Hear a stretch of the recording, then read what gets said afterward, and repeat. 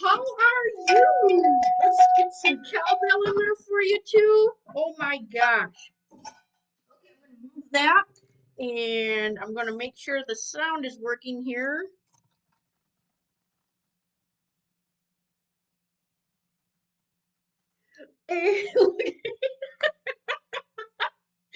Awesome. Thanks for being here. I am so excited to share some fun information with you today on how negative emotions affect our person. Yes, our body, our whole person. I call that my person. I call this my wig. It's grown in. Okay. I'm going to move this over here. Yes. Okay, perfect. Thank you. Thank you so much. Here we go. So, how negative emotions can affect our body? Have you grown up in a household that maybe didn't allow you to process emotions? I know a lot of times with some of the clients that I work with and friends and family, they say, you were supposed to be seen and not heard. And so, how are you supposed to express your emotions during that time? Right. Gosh, hurts your heart. So, let's say you have someone pass away in your life, okay? And now they are gone and you are grieving. Everybody supports you at that time and they're coming around, they have food, they have hugs, they're supporting you, making sure you're okay. And then all of a sudden, after the service or after the situation, everybody kind of dwindles off and the support ends up leaving you. And now, how does that feel in your body? How does your body feel? You're probably left to lay there on the floor just suffering, right? So you push it down. You push it down because now you have to move on. You're right. There's a lot of people that are saying, it's time to move on. We have to keep moving on. We got to get through this. Or maybe you weren't allowed to grieve during that process. And now you have to go back to work or keep on trucking in your life. And you just shove it down. You just stuffing it way down there because now you're in survival mode. You have to survive. You have to, go to work. You have to put on a happy face. You have to keep on trucking, right? Whatever language you're using around that. So now fast forward a few years. And now you're watching a movie with a friend. And all of a sudden there's a death scene in this movie. And your unconscious mind doesn't know, is this you now or is this happening back then? It doesn't know the difference from what's the emotion associated to the movie and you, because that's bringing it up. And now all of a sudden you have a grieving meltdown. Like you are inconsolable. This has brought everything up to the surface and now it's just spewing out of your face, right? And because this is the emotion that's got to be shared at this time. And now your friend is thinking, gosh, it was just a movie. And really, you are bringing that grieving from 5 years ago, or how many ever years ago, or wherever, whenever you weren't allowed to go through that grieving process. So let's talk about how we actually store this in our body, okay, in our mind. How, when we have a negative emotion, what is happening? So we're going to go back to the beginning of your life. My life, whoever's life, right? Because our unconscious mind doesn't know what the difference, and we're all in this together. This here might look like a funky, like a Plinko board. Remember Plinko on Price is Right? It's kind of like that. It's actually called a gestalt. Okay, and this is called a gestalt, and we're going to walk through what's happening and what it looks like, why it's this way, and all that good stuff. Yes, Plinko. Gosh, Plinko. That's like the third time this week Plinko has come up. I really must be missing it, and I need to implement it somehow in my life. I'm going to. Okay, so let's get back to the beginning of your life. Okay, your mom takes your toy away because you're gonna leave the house, and she's putting things away, and this makes you mad. You're 1, 2 years old, and you are mad, really mad. You are angry. Okay, super angry, and this anger, excuse me, embeds itself into your body, my body, whoever's body, our body. Okay. And you are mad. You are mad, angry. Okay. So you are angry. We have stored this anger right here. And now, let's say when you are 3, okay, let's say when you are 3 years old, now the ice cream man is coming around. Okay, and your ears perk up because now you're with your cousins and we're all running in the house to get some money. And your dad says no, no money for the ice cream man. What? And you are mad. You are angry, right? You are angry again. And you put it here.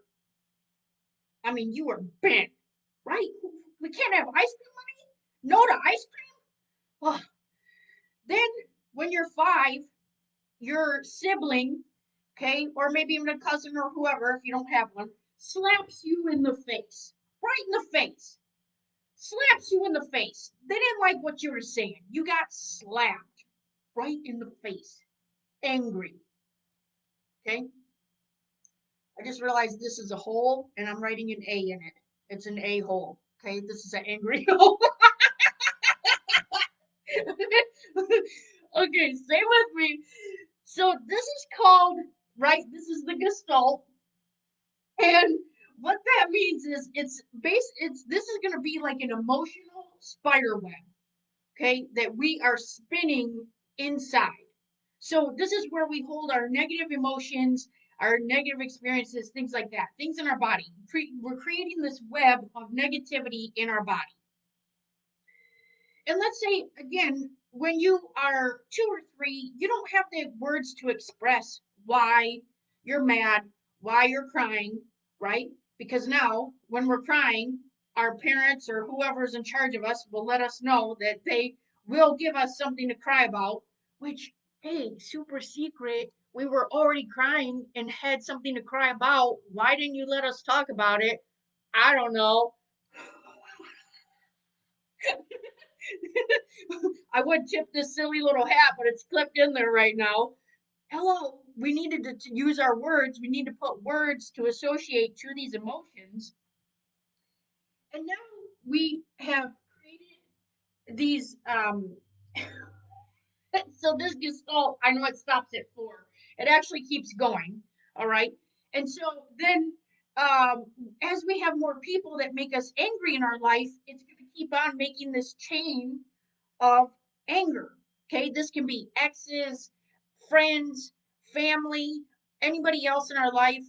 We might have, yes, teachers, every bosses. Oh gosh, I could.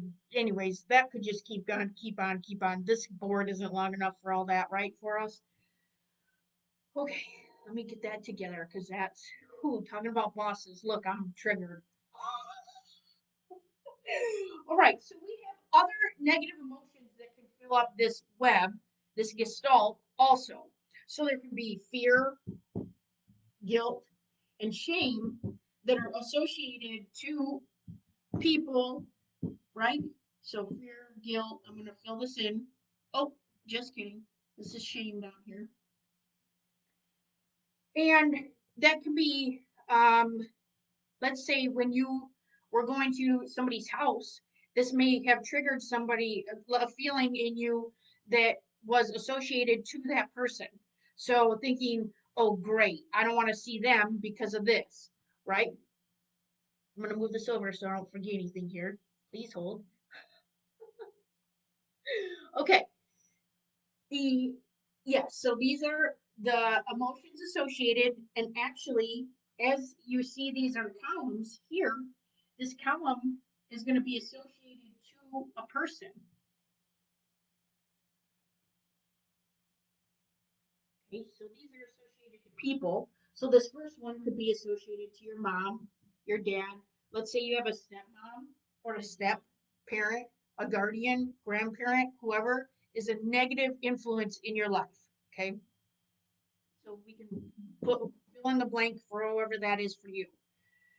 So once you have poured too many emotions into your gestalt or your webbing, that looks like your bag is about to overflow. It's going to run into full capacity. Okay. This is going to be just a recipe for an emotional explosion at some point in our life. And that looks like kablamo, right? It's going to explode. It's like a water balloon that has slowly been filled up with the tears that you weren't allowed to express. Oh, so good. When I typed that in today, I was even impressed. I don't even know where that came from. The universe must have made me want to say that. So I'm going to repeat it. It's like a water balloon that has been slowly filled up with the tears you have held in. Whoa! And then that one last teardrop is going to set off that emotional explosion. So, what happens is when you hit this emotional explosion, it makes you revert back to the very first time you felt those emotions, no matter what age that was 1, 2, it could have even been earlier. If we look at road rage, so if we, yes, so let's look at road rage.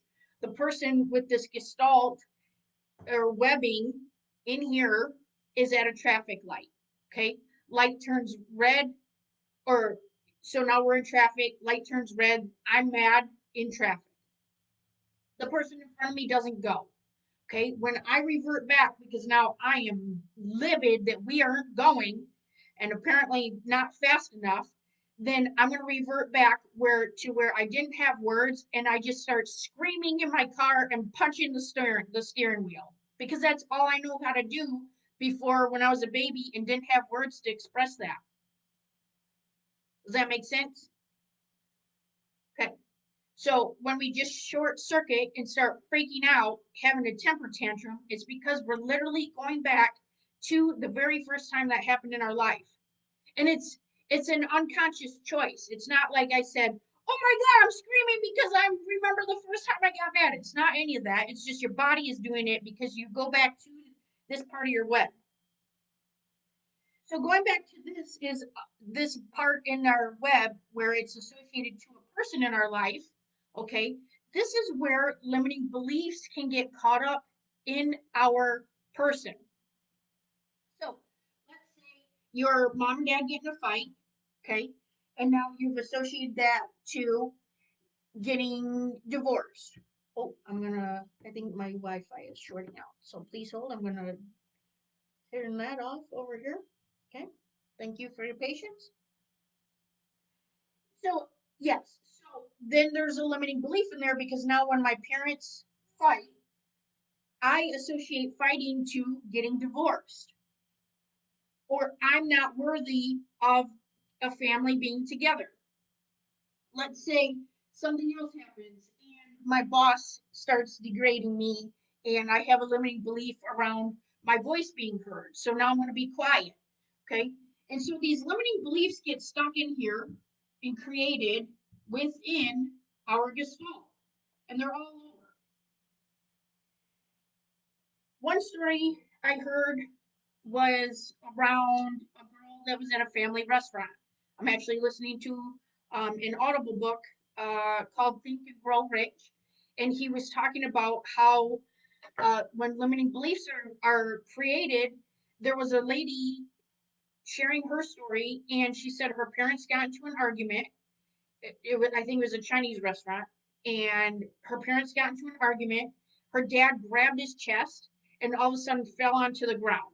Well, she was a nurse, and she ended up. Oh, I'm sorry. I don't think she was a nurse just yet. Okay, so she fell on the ground. She administered CPR and could not save his life. So terrible, totally traumatic. And so she associated fighting, two people fighting with it could literally kill you. Okay. So she did end up going, she went to school to be a nurse so that she could save other people's lives because she couldn't save her dad's life. Now, was that her true path or was that her picked path because of this belief that when, people are arguing and they fall out, I can't save their life? That's really for only for her to answer. I'm just asking in general, are you doing something in your life that may not have been your path that you picked for someone else or for a situation? Okay, just something to think about, just an awareness to have. So when we get cheated on, maybe from a boyfriend, girlfriend, whoever, even a friend, you may feel cheated on. I can remember in elementary school, there was a group of three of us, and if only two of us hung out, we felt like one was getting cheated on, right? Like our friends were with each other behind our back or doing something. It's so silly. And so then we can create anxiety or unworthiness, or all of that gets caught up in all this nasty web. It's kind of like Charlotte's emotional web. And then what happens when we try to do an affirmation? Okay, so now we're trying to like wipe this with an affirmation. Well, when we do an affirmation, it's literally like trying to pull this spider out without breaking the web. We just are trying to pull the spider, the spinner part of it right out without ruining the rest of the web. And that's how an affirmation is. So when I work with clients, what we'll do is we actually clear out these negative emotions with the limiting beliefs that will just let them fall out. So if we clear out the negative people and influences in our life, it allows those limiting beliefs to be less embedded in there, and then they just fall out. Okay? Yes. Let me know if you're with me, and just shake your head. Yes. Yes. Okay. Great. So, how do you know you're ready? Well, when your unconscious mind will allow you to bring these things up to deal with when you are in a safe space, I'm saying safe space. I know I'm spitting all over. I apologize. Good thing you're over there. I know I don't have a mask on. We're socially distanced virtually. And so, if there's a safe space and you feel strong enough, you will be able to allow those things to come up. Or maybe when you're laying in bed at night and just about to fall asleep, some emotions might come up and you want to let those emotions come up. Don't keep pushing them down. Allow those to come up, give those the awareness and the space that they need, and just allow those to process. Okay. Same thing when you're getting angry. You know, I literally say all the time, punch a pillow if you have to, or just go scream it out. That's okay. You want to get that out of your body. That's why I do laughing meditations, because it will allow you to get that emotion out of your body. If you're holding all this in, how does it affect your body? So now we've talked about holding things in, negativity, spinning your emotional web. Now, how does this affect your physical person? So, there is a book called The Body Keeps Score. Okay. And in this book, it's going to talk about how all the negative emotions and that we hold in our person are actually affect our body. So I'm just going to give you some snippets, and it'll give you an idea. Okay, because it's going to be pretty serious enough. So a stressor is considered too much for a person to handle, and it overloads their nervous system. So what happens is it stops the trauma from processing. So when we're shut down, remember we just push it down, and the overload halts the body from the instinctive fight or flight. So it doesn't let us do anything, and it actually creates a numbness, and then it'll store that in the body around the surrounding muscles, organs, and connective tissue. So if all of a sudden you think, okay, so let's say you get angry at work and you are not processing that, okay? And all of a sudden when you get home, you're like, oh, my back hurts, my leg hurts, my neck hurts, my whatever, my heart hurts. And it's because you haven't processed that information, that emotion. And so it could show up in your liver or your kidneys. That might be where you're holding in your guilt and your criticism. What about in your knees? Do your knees hurt?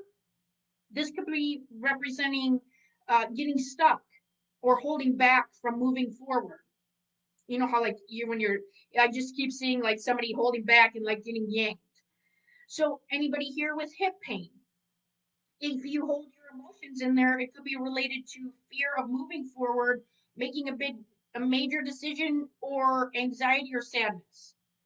How about on the front side of your body? This is like our exposed side to people. Do you have any pain on this side? Or what about the back? The back is our private side. It's in the dark. It's where we might not want to show people. We might keep things hidden. So if you have back pain, are you hiding something? The left side is considered feminine and the right side is considered masculine. So let's say your right knee hurts. You might want to check some awareness around that. Is there a male figure in your life that's holding you back? So all of this carries into adulthood. It doesn't just go away on its own. So a child who has, let's say, been ignored or chronically humiliated is likely to have a lack of self-respect. Sure, we can relate with that. Children who haven't been allowed or been able to assert themselves will have trouble standing up for themselves. That makes sense. And many adults who were brutalized as children carry this smoldering rage that they can barely contain. So I don't know about you, but if you've ever known somebody that all of a sudden is just saying that they're super upset and don't know how to contain it, that could be why. When people are chronically angry or scared, they'll have constant muscle tension and it'll ultimately lead to spasms in their back, digestive problems, chronic neck pain. They could have gut issues, chronic fatigue, and some forms of asthma. Well, also fibromyalgia, migraine headaches, and other kinds of pain that may not have an explanation. Well, seems like a lot of people these days with that. So traumatized children actually have 50 times the rate of asthma as non-traumatized peers. 50 times the rate of asthma. Crazy. So these individuals may have to visit like multiple doctors and go under diagnostic tests and be prescribed medications. And then you get these measures that may provide temporary relief, but it never addresses the underlying issue, which is the root cause, right? Which was your emotional, unresolved emotional trauma. So if you're not aware of what your body needs, then you're unable to take care of it. Let's say if you have self soothed and ignored your symptoms and your signs, you become numb. What happens if you don't feel hunger? You can't nourish yourself. Then you're malnourished. If you, let's say you mistake anxiety for hunger and then you eat too much. Now what's happening? You're overeating. What happens if you can't feel satisfied or satiated, right? You will continue to keep eating and then you're overeating and then you're gaining weight and then you think it's an issue of eating. You're eating too much. Now you need to lose weight. That's not it. There's an underlying issue. So traumatized people often lose their sense of purpose and direction because they can't check in with themselves about what they truly want because it's defined by the most basic sensations in their bodies. So what happens is we're not able to trust our gut, trust our intuition, trust our feelings anymore because we have numbed those. So in some cases, there were some cases in this book that were identified of the loss of self-awareness was so profound that the subjects that were interviewed and gave feedback couldn't even recognize themselves in the mirror. So terrible for them. So when you suppress your feelings, and which takes a tremendous amount of energy, this energy leaves less energy for pursuing meaningful things like your goals. It could actually allow you to feel bored and then shut you down because you've exerted all your energy in suppressing it. So at the same time, like stress hormones are flooding your body, which could lead to headache, muscle ache, bowel problems, other dysfunctions, and aggressive behavior toward other people. So this can explain why people with trauma actually seek injury or upset and they're actually attracted to people who hurt them. So if you have no internal sense of security, then it's difficult to distinguish between safety and danger. And if you feel chronically numbed out, you are putting yourself in potentially dangerous situations just to make you feel alive. Whoa. So At first, the emotions will come to you like a whisper. Okay, it'll be like, hey, there's some pain over here. Hey, hi. It's kind of like a splinter, like it hurts. And you're like, oh, that sucks. It hurts. Until then you press on it again. You're like, oh, shoot, that hurts.